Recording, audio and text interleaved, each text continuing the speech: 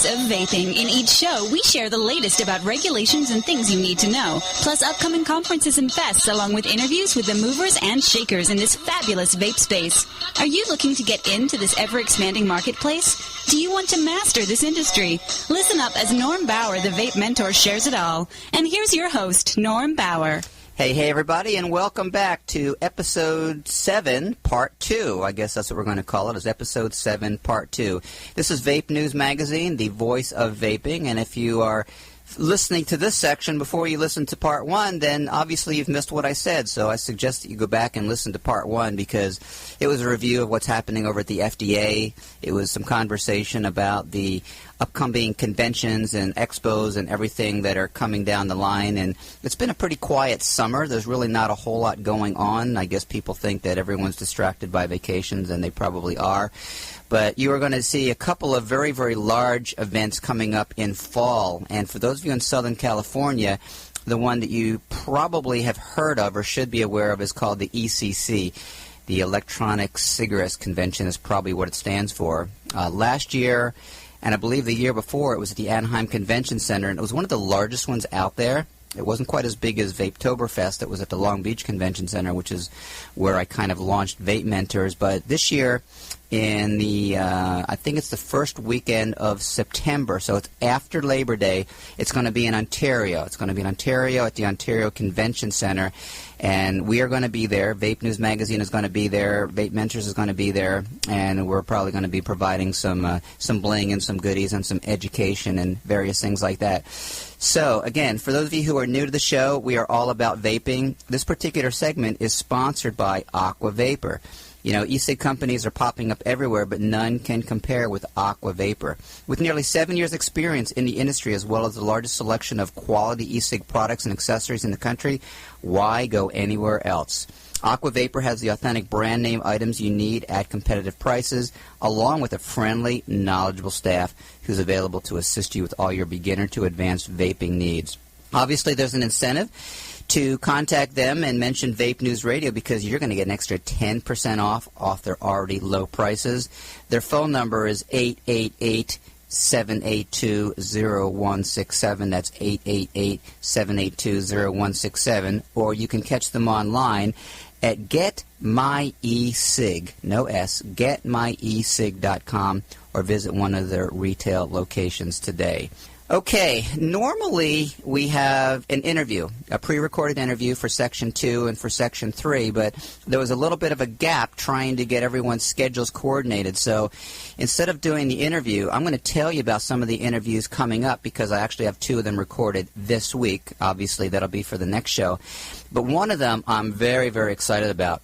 And for those of you who have been in the vape space for a while, you are probably familiar with the big tobacco companies out there, the Altrias, the Lorillard, the RJ Vapors, RJ Reynolds combination. Of course, we're seeing some consolidation that has been predicted and talked about for quite some time, and all indications that you are going to see a merger coming up or an acquisition coming up within the next couple of weeks by RJ Reynolds. They're going to be buying one of the other companies and creating the largest big tobacco company in probably the world, certainly the United States. Wasn't there a merger already, though? I thought I read one somewhere that somebody was buying somebody, that Lorillard or something was buying somebody. Well, actually, that's what you're referencing. R.J. Reynolds is looking to buy Lorillard. Yeah, and when the two of them join forces, it'll be very, very substantial. So let's kind of divide the vape space into different components. You have big tobacco, which I've spoke about before, about being, they are very much, we're on the same team here, so don't be afraid of them. Don't be opposed to them. They're not trying to steal your candy or take your toys in your sandbox. They're actually very, very beneficial for the vaping industry for the time being. And then you have the world of electronic cigarettes that are not big tobacco. And you have a couple of big names out there, and I'm not going to mention all of them, but I am going to mention one since they're going to be on the show. And they are NJOY. That's the letter NJOY. And NJOY is a very, very significant player in a lot of respects, and here's why. when you step out of the big tobacco world and away from the blue and away from some of the, the big names that have been spending a boatload of money on television and institutional advertising, NJOY is probably the biggest player out there. They are very significant, very unique, because they started in the e-cig market. They also were one of the ones who fought the FDA, went to court, and won. The FDA and the regulators were actually trying to shut them down, and I'm not going to go into it because I'd rather you hear it from the horse's mouth, but I was very privileged to meet some of the people from NJOY at a couple different conferences that I went to, and so I'm real excited. I'm going to be interviewing them later this week, and we're going to be kind of sharing their story. It'll be a two-part story because there's too much to cover in one little 12 to 15-minute segment, so it'll be a two-part story, and part one's going to be with the next show, and then part two will probably be the show after that. I'm also going to be interviewing a guy named Steve K. Again, I'm not sure who you are that's listening or why you're listening, but you might just be a casual observer, casual user. You might be someone who is a rabid fan, but there's a lot of really awesome blogs out there, and Steve K has one of the better ones out there, and certainly not the only good one out there, but his is one that I obviously support because I write for him every couple of weeks. And I just put a blog up there, I guess about a week or two ago. But if you just type in Steve K Vaping, it'll come right to the top of the page. And he's got some really awesome, up-to-date things. And eCig Advance also has a really good blog. So I'm going to be interviewing Steve on, matter of fact, the same day as NJOY. I'm going to be interviewing them. Also have a interview coming up with Mad Vapes. And I would say that for any of you right now who are listening, if you have been in this industry or been a user for anything more than a couple months, you are familiar with Mad Vapes because they are probably one of the most dominant, the most prevalent vaping juice companies out there. And I'm actually in conversation with them to do some business with them. But more importantly, they are right now one of the top 3 juice manufacturers, distributors in the United States. And come to find out, they actually have the largest number of brick-and-mortar retail presences out there. But they're very much under the radar because they're company-owned. And they are going to be delving more into the franchise model. But so far, everything they have is a few smattering in the Northeast area, and most of them are congregated around the North Carolina down to Georgia area, and then just a few further south and further west than there. But real excited about Mad Vapes because we're in some very interesting conversations about helping to expand to the West Coast with some retail presence out there. And also, I'm going to be interviewing a gentleman who does review sites. And this is really what I'm going to talk about a little bit more in Section 3 because it was prompted by a question. And so here's kind of the offer I'm going to make to you guys. We get bombarded by a lot of questions, and so when I get something that's really different, really unique, I'm going to call that the question of the week. And so if you actually are the one who asks a question that's different and really engages me, then we're going to give you some bling. You're either going to get a VapeMentors t-shirt that I'm wearing right now, and again, if you're watching on video, I'm pointing to the logo on my massive manly chest. And if you don't want a T-shirt, you can also get a subscription to Vape News Magazine, or you can get a copy of VapeMentors book. I've been talking about this book for several months, VapeMentors, Your Guide to Mastering the Vape Space. And I'm finally doing it. I promised myself that I would have it done by July, and I will. And then I'm just going to send it out for editing and for review and for some fine-tuning. So bottom line is, by the time the end of summer rolls around, by the time Labor Day rolls around, guaranteed you will have a copy of VapeMentors book, either hard copy or live online. But what I want to talk about now is, I mentioned at the end of Section 1, what are the top 5 questions that we get over and over and over again? And if you've been to the VapeMentors site, you've probably seen these questions addressed in some special reports, but guaranteed there's a lot of you right now who are listening who have never been to the VapeMentors sites, nor have you read any of the special reports. Now, I've been tracking the hits that we've been getting, and last week we were just a smidge under 30,000, and so I kind of went all the social media sites and I said, hey, everybody, go ahead and listen to the show and download it, and boom, within a day and a half we were over 31,000. So right now, as we speak, we are almost up to 35,000 downloads, which I'm very, very blessed with. About 75% of you that are listening right now are in the United States, but surprisingly, or maybe not surprisingly, because the world truly is flat, there's a lot of you who are listening who are overseas in the UK, in Europe, in the Far East, China, what have you. So I'm glad that you're finding some value out of what we're doing, and if I could do this in another language, I would, but the truth is I have a hard enough time with English, so don't think I'm going to be doing that.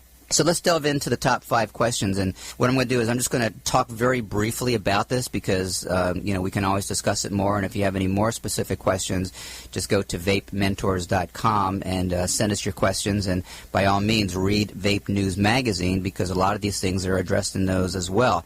So question number 1, how much does it cost to open a brick-and-mortar store? So here's my rough guide. And it's going to vary a little bit depending upon where you live in the country. But I don't want to see anyone get any notions of starting a business with $5,000 or $10,000 because, guys, it's just not going to happen. Generally speaking, I want to see you have at least, bare minimum, a budget of $30,000. And that's probably on the low side. And probably the biggest reason that businesses fail, not vape-related, but just in general, is what they call undercapitalization, which means not having enough money. And the truth is that, you need to plan on not having any income for the first 90 days. You're not going to have that problem because every single one of my clients in the first 90 days has been revenue positive, by a little bit or by a lot or by a lot. And so all things being equal, I'd rather see you play it conservative. So, if you have $20,000 and if you are in certain parts of the country, you might be able to get away with $20,000. But if you've got $5 or $10,000, seriously, either don't do it or find an investor or find a partner. And we've got special reports to kind of talk to you about exactly how to do that because you don't want to, you don't want to open up a shop and have 4 mods and a handful of juices up there because you're just never going to make it, never going to sustain itself. Which leads me to question number 2: how much does an average store make? This, of course, is all over the board, and the truth is it's going to vary, but my benchmark of what constitutes a store that's doing, I'm going to say the minimum requirement is $30,000 a month. You're not going to do that from day one, and you're not going to do that in every parts of the country. There's certainly smaller areas that maybe they only have a population of 20, 30, 40,000 people, and $30,000 a month revenue might just not be practical. So it's going to be based a lot on your what they call your footprint, your geographical footprint, and also the city that you're in. If you're in a large city with competition very, very close, it might be hard to sustain $30,000 a month as well. But there are many stores that I know of and are working with and have worked with that are making double or even triple that. So the beauty of the industry is it's a very profitable, very lucrative business, but again, you can't do it on a whim. You can't do it with, a budget that's very, very small.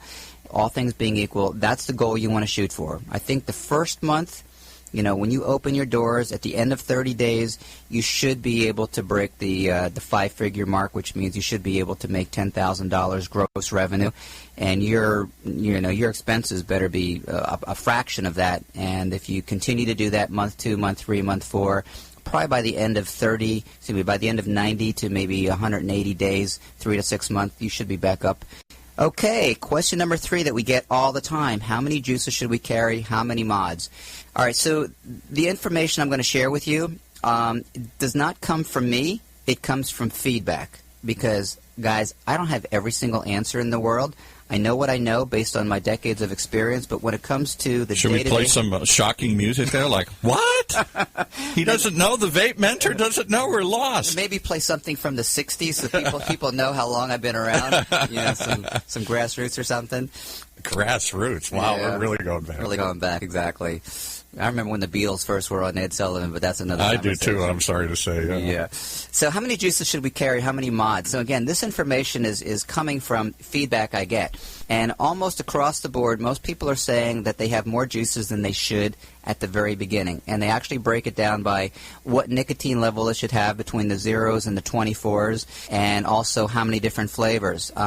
So as a general rule, I want to see you put probably 60% of your budget into juices, maybe even a little bit more, but at least 60% into juices and about 40% into hardware. And don't go ape shit on the hardware. Get the starter kits, get the most popular names, get the Kangers, get the Joytex, get the, Inokins, and, get the ones that people are asking for and are looking for, and you don't want to be getting any more than you absolutely need to buy, because you're going to know your market within the first month to 3 months. You're going to know what people are looking for and what people are asking for. So again, we can certainly help you with that as you get to that point as far as identifying which juices and which mods to carry.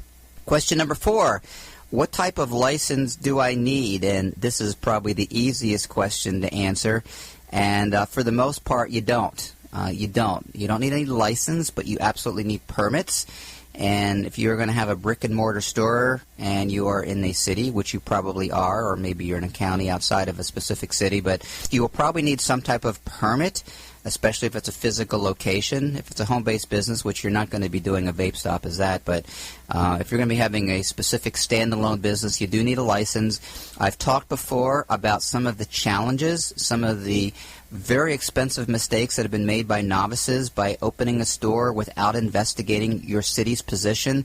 So, there's not a lot of absolutes in life, and there's probably not a lot of absolutes in vaping, but the one absolute I'm going to tell you is before you ever try to open up a store or go out and try to secure a location, you make sure that you're in touch with your city, the city that you plan on housing your business in. Talk to their zoning department, their business permitting department, or whatever department they want to call it that regulates that, because you need to find out their position before you go out and obligate yourself to a lease.